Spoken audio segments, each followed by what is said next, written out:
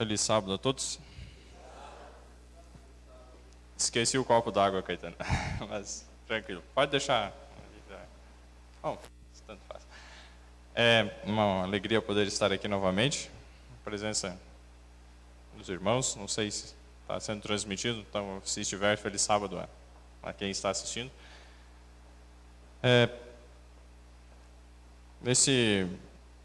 A música que nós cantamos, a música inicial, que fala a respeito... Obrigado. Maior que tudo. É interessante, essa foi a música que Deus tocou no meu coração para utilizar ela no meu rebatismo, como uma das músicas ali iniciais, né? E eu levei um tempo para entender o que significava no final, foi maior. Porque quando eu cantei várias vezes, ela parecia que não fechava a estrutura gramatical ali, que parece que estava deslocado, faltava palavras, foi maior, e termina assim. Mas aí quando você pega o início da música, a primeira palavra ali, maior que, e daí depois termina, foi maior, aí faz pouco tempo que eu tive entendimento do que significa a mensagem dela. Jesus. Que mesmo na música ele deixa claro, no princípio Deus estava lá. No princípio do mundo, antes que houvesse mundo, universo, no princípio. João 1 diz, no princípio era o verbo. E o verbo estava com Deus e o verbo era Deus. Verbo é uma palavra. Faça, fazer, é um verbo, ação. Um verbo é uma palavra, digamos, que dá uma ação, um movimento. E Jesus, o verbo, a palavra de Deus, é identificado também em Apocalipse. Vamos começar por aqui, ó. Apocalipse capítulo 19. E é nítido quem é esse. No contexto, tem vários indícios, ele não diz o nome Jesus, mas só pode ser Jesus. Ele vai descrevendo, né, no Apocalipse 19, dos versos 11 até ao 17, até o 16, na verdade, versos 11 a 16. Mas o verso que quero chamar a atenção aqui é o verso 13. Apocalipse 19, 13. E estava vestido de uma veste tingida em sangue, e o nome pelo qual se chama é a Palavra de Deus. Então, o nome desse ser que tem uma veste tingida em sangue, ou seja, que fez um sacrifício de sangue, Jesus, no caso, a Palavra de Deus. E, para não deixar dúvida, o verso 16, né? E no manto e na sua coxa tem escrito este nome, Rei dos Reis e Senhor dos Senhores. Rei dos Reis e Senhor dos Senhores, que é a Palavra de Deus. Então, no princípio era o verbo estava com Deus, o verbo era Deus, Jesus é Deus. E ele que é maior que tudo, maior que toda a criação, maior que toda riqueza, poder, reinos, tudo. A gente olha para a história desse ser, Jesus, e a gente vê um evento, a cruz. Na cruz, Jesus sozinho pisou no lagar. Jesus sozinho enfrentou aquilo que já havia uma profecia lá em Isaías 63, dizendo, eu sozinho pisei no lagar, esmaguei-os na minha ira. Jesus sofre ali na cruz a ira de Deus, sozinho, ninguém estava com ele, nenhuma das gentes, nenhum dos povos havia com ele, não havia quem o ajudasse.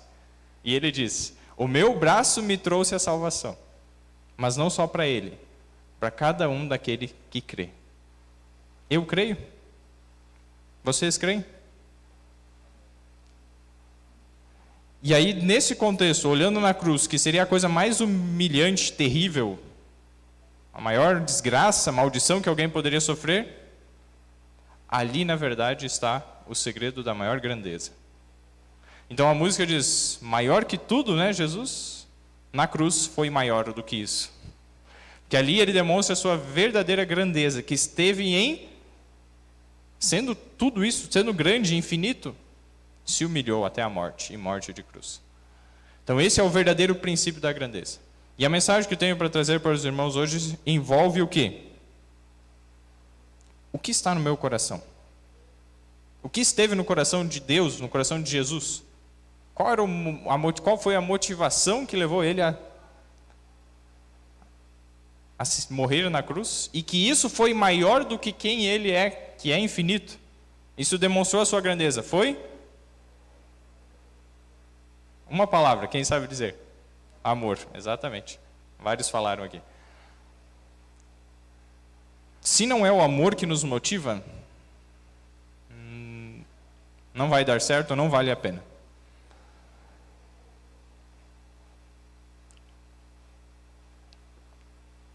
É importante nós fazermos a pergunta certa para a pessoa certa. Pedirmos ajuda para a pessoa certa. Tem a história de alguém próximo da família, que essa pessoa, dentro do conhecimento que tinha,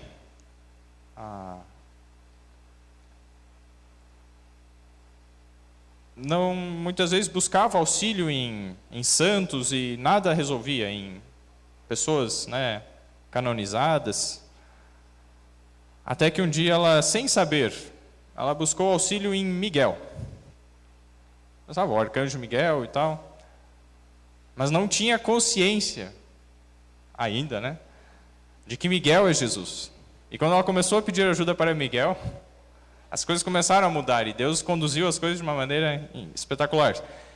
E aí depois eu falei para ela, comentando, né, no estudo da Bíblia, sabe quem é Miguel? Miguel é o próprio Jesus. E a gente começou em vários textos da Bíblia, porque isso fica claro. E aí quando ela se deu conta, assim, ela ficou espantada, né? Como assim? Quando a gente pede ajuda para a pessoa certa, a ajuda vem. Enquanto estava pedindo para outros, que muitas vezes a gente acha que podem ajudar e na verdade não podem. Mas quando a gente pede ajuda para a pessoa certa, a ajuda vem. E quando a gente faz a pergunta certa para a pessoa certa, a resposta vem também. Por exemplo, se a mensagem de hoje fosse assim: quando Jesus vai voltar? Eu pergunto para Deus: Senhor, quando que você vai voltar? Me diz o ano, me diz o dia, me diz a hora. Eu estou fazendo a pergunta certa? Digamos que Deus me diga, né? Tá, eu vou voltar tal dia, tal ano, tal hora. O que essa informação vai ser útil para mim? Se Jesus lá para os discípulos, né, tivesse dito: olha, eu vou voltar daqui a mais de 2000 anos.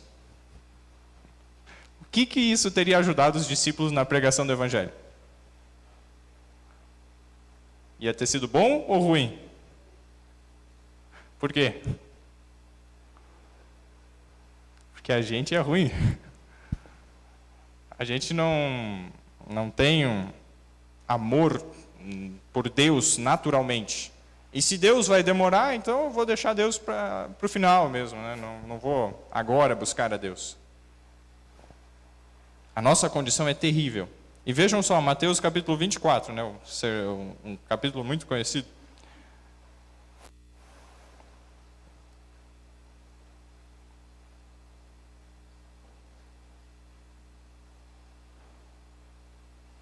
Mateus 24, começando no verso 44. Mateus 24, 44. Vejam só. Por isso estai vós apercebidos também, porque o Filho do Homem há de vir à hora em que não penseis. Essas palavras de Jesus, olha, quanta sabedoria. Ele se aplica totalmente na época dos discípulos. Ele vai vir uma hora que vocês não pensam. Então temos que ir rápido. Mas eles não pensavam que ia levar muito tempo.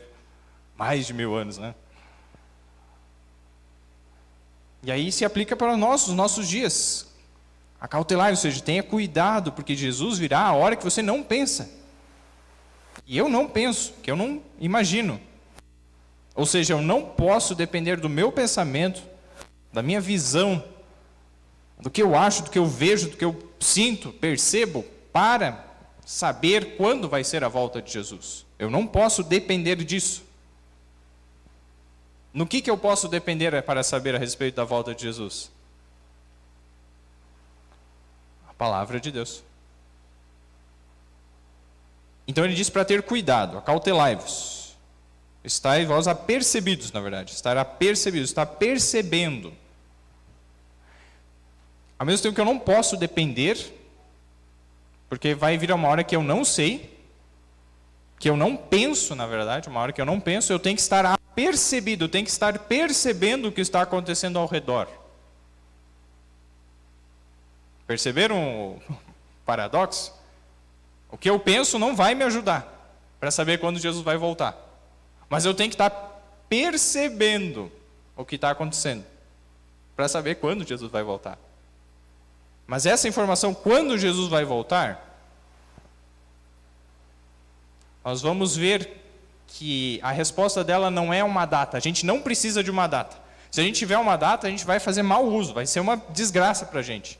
A gente deixa tudo para a última hora. Qual é o prazo que você tem para entregar o trabalho lá? A maioria das pessoas, é aquele prazo, né? Daí chega uma semana antes, eu tenho que fazer o trabalho, começa e faz tudo de mau jeito, tudo apurado. E... algumas pessoas se planejam, né? Com antecedência, mas a maioria, principalmente brasileiro, né? Deixa para a última hora. Se a gente soubesse, ia dar tudo errado mesmo. Mas então, verso 44, né? Mateus 24, 44. Por isso estai apercebidos, esteja percebendo. Também, porque o Filho do Homem, Jesus, né, há de vir a hora em que não penseis. Tá? Esse próximo verso.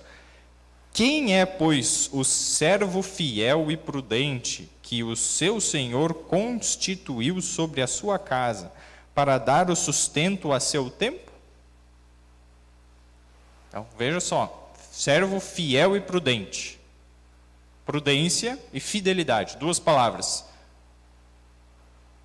Juntamente com servir, o serviço ao próximo. Baseado no amor. Por que eu vou servir alguém que muitas vezes não me trata bem, não gosta de mim, uma pessoa que tem defeitos de caráter, falou mal comigo, me olhou de atravessado, mentiu a meu respeito? Por que eu vou fazer alguma coisa, servir, dar o sustento para essa pessoa? Porque Deus pediu. Se Deus permite até o próprio Satanás, que é o maior inimigo de Deus, de Jesus, estar vivo, dar o sustento para Satanás, porque eu tenho o direito de dizer que não vou dar o sustento para alguém que não gosta de mim. Perceberam o que está aí? Coisas difíceis, né? Dar o sustento para alguém que não gosta da gente. Mas quem for fiel e prudente vai fazer isso. Porque a nossa fidelidade é para Deus, não é primeiramente para o nosso semelhante. Eu não tenho que ser fiel com o meu semelhante por causa dele, não. É por causa de Deus. E aí, se a outra pessoa não merece, eu vou continuar sendo fiel a ela, porque eu sou primeiro fiel a Deus. Verso 46. Mateus 24, 46. Bem-aventurado aquele servo que o seu Senhor, quando vier, achar servindo assim. Servindo assim, dando o sustento a seu tempo, para a casa de Deus. Para os que estão aqui, sim, mas a casa de Deus é muito além. Na lição mesmo nós estávamos vendo a casa de Deus, Isaías 50 e... Vamos abrir lá Isaías 56. Deixem aberto ainda, né? Mateus, deixa marcado com o dedo ali. Isaías 56 nos vai esclarecer um pouco sobre isso. A casa de Deus, o que envolve, quem que entra nessa definição de casa de Deus? Isaías 56, verso 7. Número da perfeição. Isaías 56, verso 7. Também os levarei ao meu santo monte e os alegrarei na minha casa de oração. Os seus holocaustos e os seus sacrifícios serão aceitos no meu altar. Porque a minha casa será chamada casa de oração para quantos povos? Todos os povos. Então a casa de Deus é casa de oração para todos os povos. Todos os povos. judeu, grego, gentil, indígena, negro, todos que crerem em Jesus são povo de Deus. Todos que aceitarem a Jesus, o Evangelho, são povo de Deus. Então nós temos que servir a todos. A missão, começando Judeia, Samaria, até os confins da terra. Jerusalém, né, Judeia, Samaria, até os confins da terra. Então primeiro aos que estão aqui, mas logo em seguida os que estão ao nosso redor, os vizinhos, parentes, na cidade, depois cidades vizinhas, depois o mundo inteiro. Temos que ter essa visão. Alguns serão chamados para ir em outros países, talvez eu não. Talvez eu seja chamado a pregar para quem está próximo a mim, os meus vizinhos, a minha família. Temos que estar pregando para alguém, testemunhando, servindo alguém. Essa é a lógica do reino de Deus, o serviço. É servindo que nós estamos nos preparando para a volta de Jesus. E não importa se Jesus vai voltar em 4, 5, 10, 20, 30, 50, 100 anos. Não importa. Se eu estiver fazendo isso, bem-aventurado aquele servo fiel e prudente que o Senhor achar fazendo assim.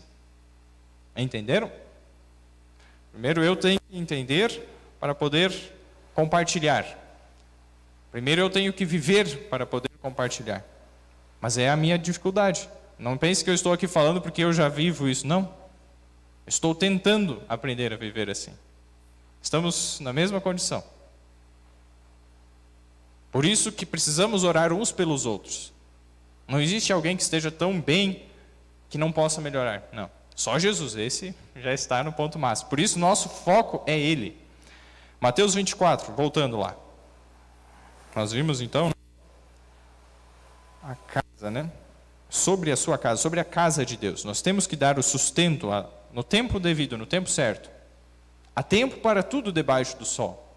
Às vezes a gente pensa, vou pregar o Evangelho, né? Vamos falar verdades que muitas vezes não são pregadas, mas existe o tempo certo. Se uma pessoa que nunca estudou a Bíblia, você chega a primeira mensagem para ela, uma mensagem assim, de advertência, de reprovação e tal, a pessoa nunca mais quer ouvir a respeito do Evangelho. Ao tempo certo, no tempo devido. Prudência, né? Seguindo agora o verso 47, né? Mateus 24, 47. Em verdade vos digo que o porá sobre todos os seus bens. Então, essa pessoa que fizer assim, será posta sobre todos os bens de Deus.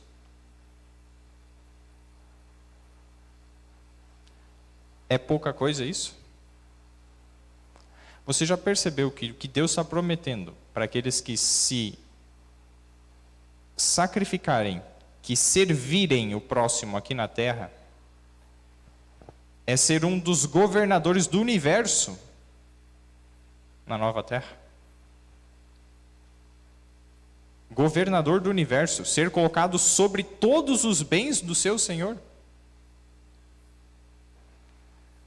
Por isso a fidelidade no pouco aqui, mesmo que eu ganhe um salário de 1 milhão, não é verdade isso, mas 1 milhão de reais todo mês. Quando Deus pede dízimo, oferta, eu tenho dificuldade em separar isso, que já é tudo de Deus. Eu não vou receber o que é muito maior que isso. Então 1 milhão aqui na terra é nada perto do que Deus está prometendo, que é ser colocado como governador dos bens totais de Deus. Dos mundos que não caíram. Sermos administradores de planetas, galáxias. É isso que o verso está dizendo. Verso 48. Mateus 24, 48. Mas, olha só o contraste. Mas, se aquele mau servo disser no seu coração, ou na sua mente, nos seus pensamentos, o meu Senhor tarde virá, e começar a espancar os seus conservos, e a comer e a beber com os ébrios, virá o Senhor daquele servo num dia em que o não espera, e à hora em que ele não sabe, e separá-lo-á e destinará a sua parte com os hipócritas. Ali haverá pranto e ranger de dentes. Os versos 48 a 51 fazem o contraste. Quais são os dois tipos de cristão? Perceberam? Os dois tipos de cristão adventista. Não importa a religião, se acredita na volta de Jesus, é adventista. Não existia igreja adventista em 1844, 1830 e pouco. Mas William Miller no original, mas Guilherme Miller, ele começou a pregar que Jesus iria voltar. Então ele foi um dos primeiros adventistas. Lacunza foi um padre jesuíta aqui na América do Sul. Ele também pregou, percebeu estudando a Bíblia que Jesus ia voltar. Então ele foi um adventista. Aqui. Na Inglaterra, teve outros, em várias partes do mundo, adventistas. Então, quem crê que Jesus vai voltar é um adventista. Tá. O que vai diferenciar o adventista fiel e prudente do adventista mau servo? Você está servindo ao seu semelhante, ao seu amigo, ao seu inimigo, ao seu próximo aqui na igreja, depois ao seu vizinho? Eu estou servindo, será? Ou eu não estou servindo? Estou fazendo o quê? Primeira coisa que vai definir quem é um servo mau: meu Senhor tarde virá. Se eu tenho a ideia, o pensamento, não, Jesus vai voltar tarde, vai demorar, não vai ser tão logo não. Já é a semente do mal, que vai germinar e brotar em maus frutos. Jesus volta para ceifar, para colher o quê? Tudo que tiver para ser colhido. As pessoas que estiverem plantando bem hoje, em Cristo Jesus, pelo poder de Cristo, vão ceifar o bem, vida eterna, salvação. Jesus é a semente, a palavra de Deus. Quando eu me alimento de Jesus, planto no meu coração essa semente, essa palavra, a colheita é certa. Tudo que o homem semear, isso também ceifará, está escrito em Gálatas, capítulo 6, se não me engano. Mas aí, aquele que estiver semeando, Jesus vai demorar para voltar. Não vai ser tão logo. As atitudes dele vão começar aí nesse sentido. E, quando Jesus voltar, vai estar maduro para ser colhido, jogado no lagar e pisado pela ira de Deus. Essa é a colheita. São duas colheitas. A colheita do trigo e do joio. O joio maduro mostra que ele é vazio, palha. A colheita do trigo tem a palha também, mas o grão está ali. E aí o que Deus faz? Primeiro você tem que dar uma esmagada no grão, nas espigas de trigo, para quebrar a palha. Depois você joeira, peneira, e o vento, que em profecia, conforme Oséias 13, verso 15, os ventos são guerras, destruição. Quando vier as guerras, os tormentos, a tempestade, esse vento vai levar toda a palha embora. E se eu só sou palha, eu vou embora. Não fico. Perceberam o que está dizendo? Se eu hoje digo, não, Jesus vai demorar para voltar, eu vou ser um dos que, quando vier perseguição, problemas, vou sair. É simples assim. E não importa o tempo, se é daqui a 1, 2, 10, 20, 30, 50, 100 anos. Não importa. Se eu morrer hoje, Deus vai me avaliar conforme o que está no meu coração. Hoje eu estou semeando. Hoje eu estou escolhendo a quem estou servindo. Se eu hoje sou fiel e morro antes que Jesus volte, já está decidido. Porque hoje eu estou demonstrando se eu creio em Jesus, se eu amo a Jesus. Percebam que o que está no princípio aqui é o amor. Amor a Deus sobre todas as coisas e ao próximo como a nós mesmos. Mas se eu penso, não, Jesus vai demorar para voltar, por que que eu sou levado a pensar assim? Por que que alguém em sã juízo, consciência, iria pensar, não, Jesus vai demorar para voltar? E iria desejar isso. Por quê? Não, está muito bom aqui.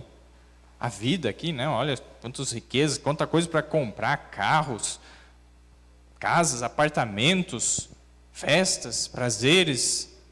Todos os prazeres que esse mundo oferece é coisa muito boa. Eu não experimentei tudo ainda. Eu quero experimentar isso. Aí não pode ser que Jesus volte tão logo. Se voltar, vai estragar a graça aqui. Daí perdeu a graça. Então Jesus demora para voltar, por favor. Eu não gosto tanto de você assim. Eu gosto, né? Mas eu gosto mais daqui agora do que eu posso ter agora. Percebam que o problema, a raiz do problema é o quê? A falta de amor por Cristo Jesus. Mas como é que nós não vamos amar aquele que fez tão grande sacrifício, sendo maior que tudo, morreu numa cruz? Por quê? Eu não conheço. De verdade, de coração. Eu não conheço a esse Deus, eu não conheço Jesus de coração. Por isso eu não amo. Se eu conhecesse e aceitasse o amor dele, ele iria colocar esse amor no meu coração. Para fazer isso, o que eu preciso fazer?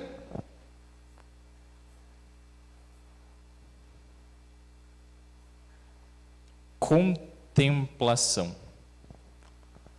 Contemplar a Cristo. Nós somos transformados à imagem daquilo que nós contemplamos.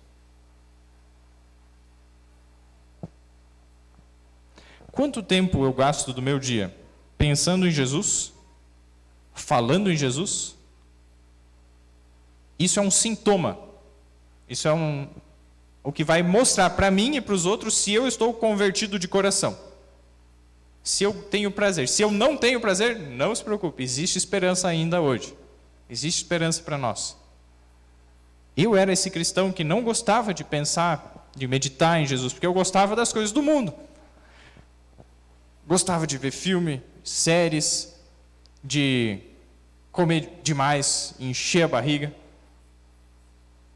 E um monte de outras coisas. E aí eu amava tanto as coisas que o mundo tinha a oferecer, que as coisas que Deus tinha para oferecer não tinha muita graça. Eu li a Bíblia por obrigação. Abria lá, não, tem que ler a Bíblia, né? Senão não vai ser salvo. Então eu fazia as coisas como um legalista.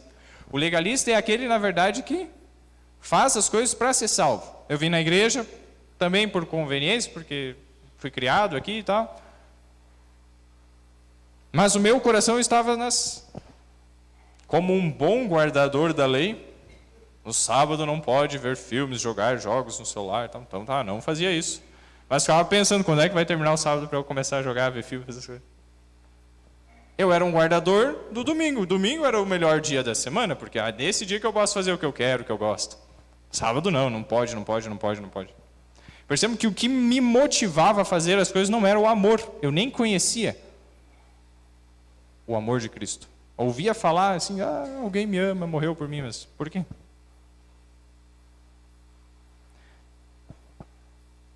Mas quando Deus foi tocando no meu coração e dizendo, larga todo esse lixo que você consome e vê, assiste, isso está entupindo a tua mente, não deixando você ter nem o desejo de me conhecer, abandona essa vida.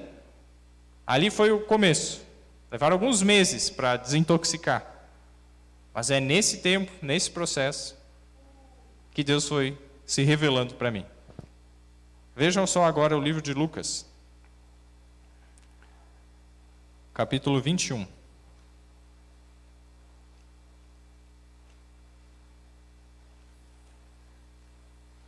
Lucas 21, verso 34.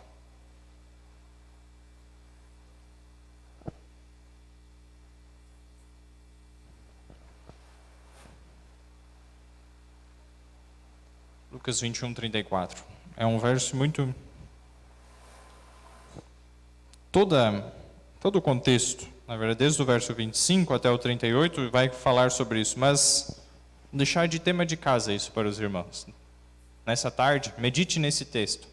Não com pressa, como nós estamos fazendo, procurando entender. Mateus, nós lemos só aqueles poucos versos, mas com calma. O que está querendo dizer? Se não sabe o significado da palavra, abre um dicionário, pega uma outra versão da Bíblia, compara. E agora só esse verso, Lucas 21, 34. E olhai por vós, não aconteça que os vossos corações se carreguem de glutonaria. Algumas Bíblias trazem de orgia. A palavra aqui no grego significa excesso. Excesso de prazeres, seja prazer sexual, seja prazer na alimentação, qualquer tipo de coisa que dê prazer, o excesso disso. Prazeres bons que Deus criou. Inclusive também os ruins, o excesso. Então, glutonaria, orgia, né? Mas vejamos, a glutonaria e de embriaguez, e dos cuidados da vida, e venha sobre vós de improviso aquele dia. Jesus vai vir a hora que nós não pensamos. Ponto. Fato. Até mesmo para aqueles que estiverem preparados. Mas eles não serão pegos de surpresa. Totalmente. Vai ser de improviso. Vai ser a hora que eles não pensam, mas eles não estarão despreparados. Não vai ser algo improvisado. Lembra a história lá do trabalho, né? 2 meses antes o professor diz, vocês têm que entregar um trabalho no dia tal. Passou desses 2 meses, passam-se 7, 8 semanas. Na última semana, faz correndo, trabalho improvisado, tudo mais ou menos, aí, e aí entrega lá. A volta de Jesus vai pegar de improviso quem permitir que o seu coração, ou seja, a sua mente, os seus pensamentos, sejam sobrecarregados, sejam carregados, no caso, sejam carregados de glutonaria, de embriaguez e dos cuidados da vida. Percebam que a mesma coisa nós lemos em Mateus 24. O mau servo, né, que diz no seu coração, meu Senhor, tarde virá, e ele começa a fazer o quê? Comer e beber com os ébrios. Mas mesmo que alguém consiga, né, por muita disciplina, deixar maus hábitos de alimentação e bebida e hábitos de vida, mas não tiver o seu coração o amor de Deus, esse verso ele amplia, por quê? A glutonaria, a embriaguez e o que? Os cuidados da vida. Se essa vida, os cuidados dessa vida, o desejo de adquirir riquezas e tal dessa vida, for o que absorver a minha mente, eu posso ser um milionário que cuida da saúde, um vegetariano e tal, faz exercício, tudo, dorme cedo, mas que não tem o amor de Deus. Então, de que adianta? Vai ser pego de improviso, da mesma forma. Mas se alguém não permite que os cuidados da vida absorvam, né?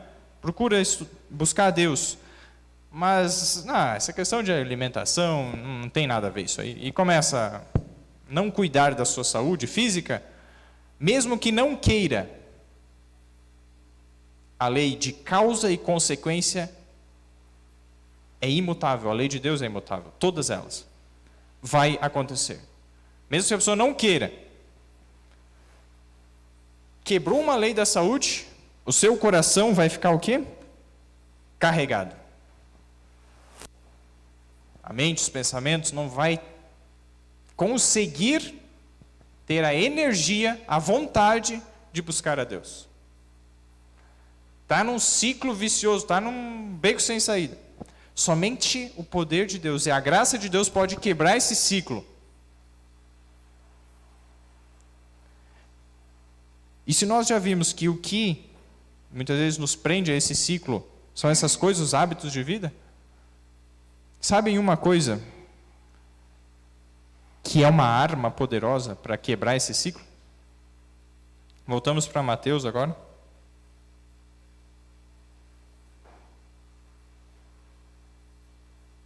Mateus capítulo 17, o verso 21.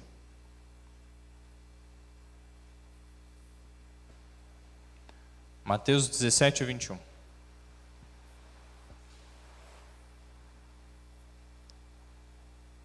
Jesus falando, né, de alguns tipos de demônios, né? Mas esta casta de demônios não se expulsa senão pela oração e pelo jejum. Nós não temos ideia das forças espirituais que tentam nos impulsionar, nos empurrar para maus hábitos de alimentação, de pensamento, para desejos das coisas aqui da terra, os cuidados da vida, para que deixar que isso ocupe tanto a nossa mente, tanto o nosso coração, que a gente não tenha tempo para estudar a palavra de Deus, para orar.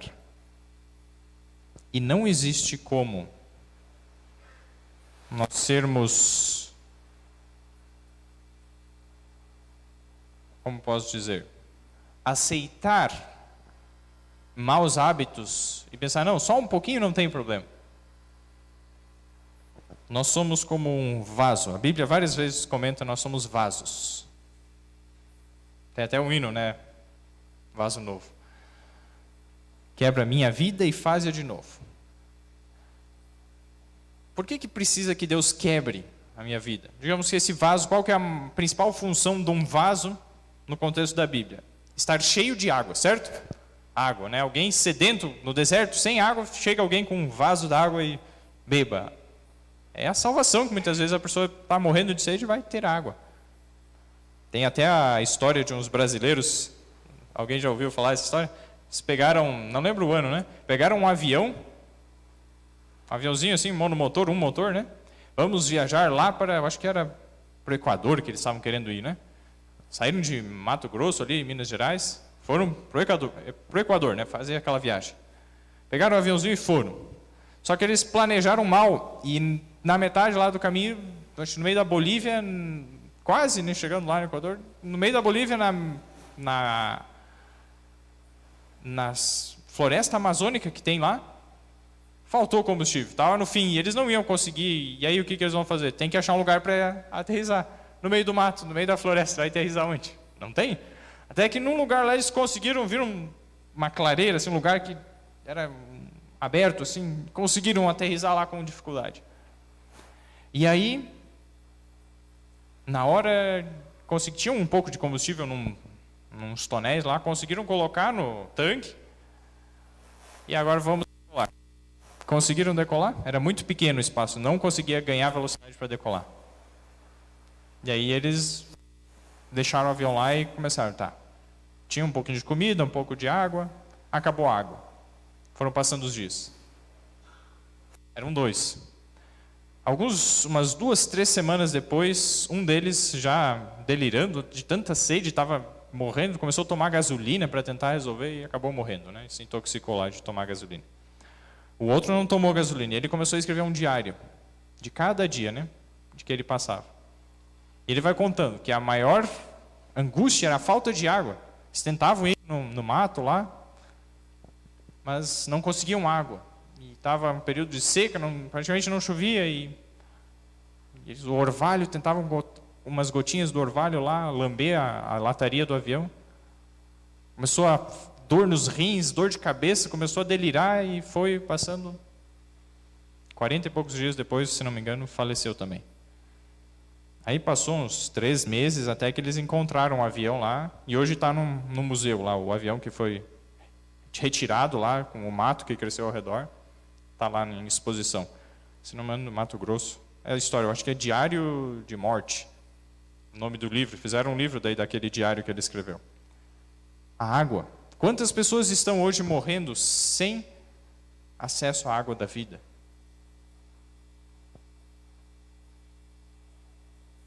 E para quebrar esse ciclo, Deus então nos propõe algo, uma solução. Oração. E jejum. Se você não tem vontade de estudar a Bíblia, não tem gosto, você não gosta de pensar em Jesus, jejum e oração. Pode ser 1 ou 2 refeições, você ficar sem comer nada, só tomando água. E separe esse tempo de jejum para orar. Deus vai libertar esse ciclo. Deus vai tirar desse ciclo de morte, de a mente só preocupada com as coisas. E a partir disso, como nós somos vasos, na minha experiência, vou testemunhar o que aconteceu comigo. os hábitos de jogos no celular, no computador, de filmes, era como um pouquinho de cimento que entrava dentro do vaso, né, de água. Está cheio de água. Entra um pouco de cimento. Pessoal, digamos que a pessoa só veja um filme por semana. É um bom filme, seleciona bem. Entra ali um pouco de cimento. Se você pegar e ficar um mês inteiro passando 10 horas por dia vendo filmes, séries, nem isso, porque já está cheio de cimento, o vaso já não cabe água. A água não entra ali, já está cheio. Já não tem mais gosto pelas coisas espirituais. Mas vai só um filme por semana. Depois de uns 2 anos, a quantidade de horas que ficou vendo o filme é parecida ali dos 20, 30 dias, né, vendo direto, 40 dias. E esse cimento é o mesmo processo, ele vai entrando aos pouquinhos e endurecendo. Entra mais um pouco, endurece. E vai meses, anos, o cimento vai crescendo ali, endurecendo, e eu nem percebo, chega lá, pronto, não cabe mais água. A nossa única segurança com relação àquilo que é duvidoso, aquilo que não nos aproxima de Deus, é cortar pela raiz. E se a gente está preso num hábito desses, jejum e oração.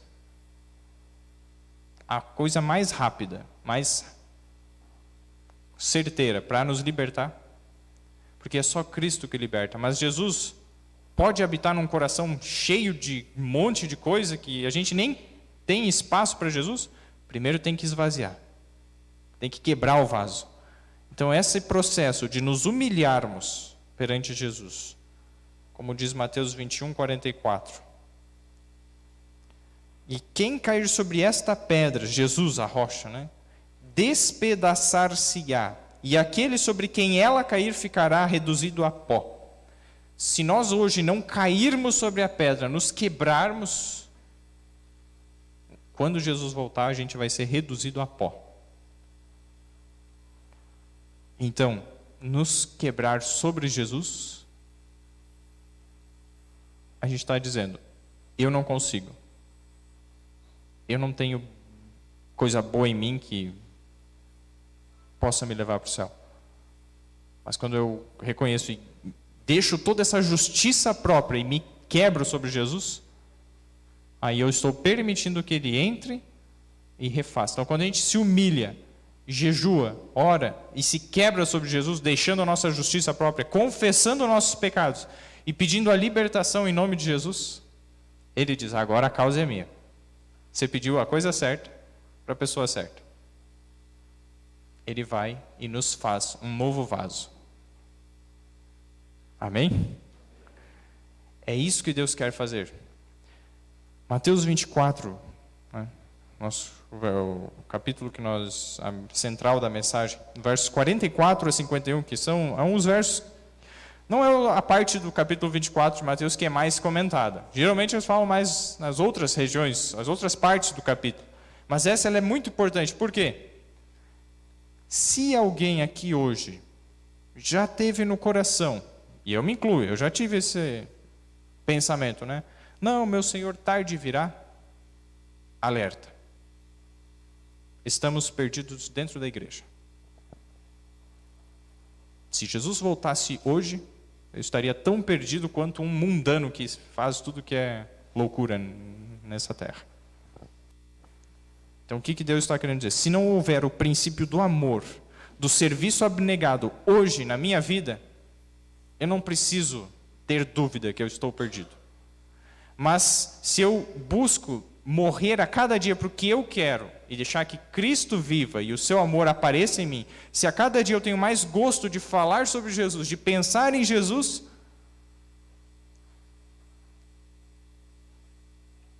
posso ter um indício que eu estou no caminho certo. Ter certeza que eu estou salvo? Não, não é a nossa obra que nos salva, é Jesus. Mas se Ele nos salva, Ele vai operando a transformação. Teve a frase na lição ali, foi dito, né? A justificação é Deus pegar e nos tirar da lama. A gente está preso naquela lama, uma lama movediça, que eu não consigo sair dali, e se me deixar eu vou morrer lá dentro. Deus nos tira, justifica, né? Jesus nos tira da lama. A santificação agora Ele vai tirar a lama de mim. Porque eu saí da lama, mas a lama ainda tem coisas da lama que ficaram em mim. E aí Ele vai nos limpando. É Ele que nos purifica. É Ele que nos limpa. E o verso para nós encerrarmos está em Ezequiel, capítulo 36. Como nós cantamos, maior que tudo, Deus, que a palavra de Deus, Jesus, que fala, e o que ele fala acontece. A palavra de Deus, então, é o poder de Deus concentrado e dado para nosso benefício. Se eu pegar a palavra de Deus e crer nela e pedir, Senhor, faça isso que está aqui na palavra, não existe dúvida que Deus vai responder. Deus vai responder. Se Ele disse, Ele vai responder. A gente não precisa ter dúvida, falta de fé. Por quê? Vejam lá, Ezequiel 36, o verso 25. Então aspergirei água pura sobre vós, e ficareis purificados. De todas as vossas imundícias e de todos os vossos ídolos vos purificarei. Até o 27, vamos ler. Né? E dar-vos-ei um coração novo, e porei dentro de vós um espírito novo, e tirarei da vossa carne o coração de pedra, e vos darei um coração de carne. E porei dentro de vós o meu espírito, e farei que andeis nos meus estatutos, e guardeis os meus juízos, e os observeis. Que essas palavras estejam no meu coração e no coração de cada um de nós. Saber decor é isso, saber decoração, é gravado. Eu tinha muita dificuldade em gravar textos da Bíblia. Se vocês quiserem uma dica, que serviu para mim, e hoje eu sei esses 3 versos de cor, uma semana você tem para decorar um verso. São 3 versos, 3 semanas. Na primeira semana, você pega esse verso, anota num papel, e todo dia, pelo menos 2, 3 vezes por dia, você leia. Repita esse verso. No outro dia, olha, no momento de oração, pega ele, ora e pede a Deus que cumpra essa promessa. E durante uma semana fazendo isso todo dia, é quase certo que no final da semana você já sabe de cor. E vai tentando, assim, às vezes, ler, falar de cor sem ler. Mas se você percebe, essa parte eu tenho dificuldade. Façamos isso. Enquanto nós estivermos empenhados em gravar a palavra de Deus e colocar em prática, Deus vai se encarregar do resto. Ele vai cumprir a sua promessa. Amém? Então, queridos, aquele que algum dia aqui já pensou, não, meu Senhor tarde virá.